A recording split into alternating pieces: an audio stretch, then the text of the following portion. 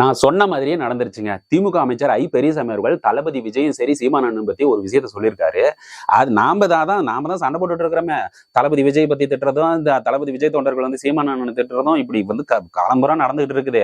இது திட்டாதீங்க. நம்மளோட தளபதியும் சரி, சீமானண்ணனும் சரி என்ன செய்யறாங்க அப்படிங்கிற விஷயத்த மக்கள்கிட்ட கொண்டு போய் சேருங்கப்பா அப்படின்னு சொன்னா பெரியசாமி அவர்கள் என்ன சொல்லியிருக்காருன்னா, இவங்க 2 பேரும் அடி போடுறதுக்கு 3வது இடத்துக்கும் 4வது இடத்துக்கும் அப்படின்னு சொல்லிட்டு பின்னாடி தள்ளி விடுறாங்க. இவங்க இருக்கிற அந்த முதல் இடத்துக்கு வந்து யாருமே போட்டி கிடையாது. 2வது இடத்துக்கு அதிமுக இருக்குதான். அவங்க பாத்தீங்களா என்ன பிளான்? அவங்க தான் நல்லா குளிர்காயறாங்க. இவங்க 2 பேரும் சண்டை போட்டுக்கிறத வந்து குளிர்காயறாங்க. யாருமே வந்து ஆக்கப்பூர்வமான விஷயத்தை எடுத்து சொல்றதே இல்லையே.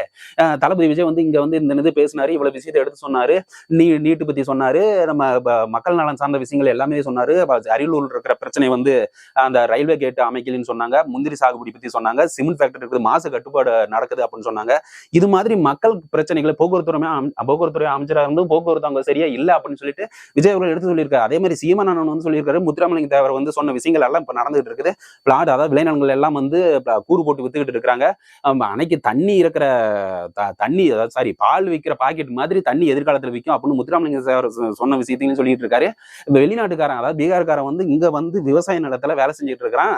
நம்மளோட கூலி ஆள்கள் வந்து சும்மா உட்காந்துட்டு இருக்காங்க, சம்பளம் அதிகமா போயிடுச்சு சொல்லிட்டு வெளியாளுங்களுக்குள்ள உட்காந்து இருக்காங்க. விவசாயிகளும் சரி, விவசாய கூலிகளும் சரி இப்படி ஆகிட்டு இருக்காங்க.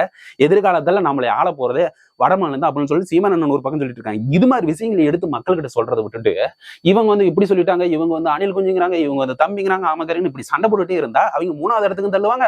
நாளைக்கு 7, 8, 10 நமக்கு 2 பேர் கட்சி இல்லாதவே பண்றதுக்கான முடிவு ஒண்ணு பண்ணிட்டு இருக்காங்க. தயவு செய்து கொஞ்சம் விழிப்புணர்வோட இருந்துக்குப்பா.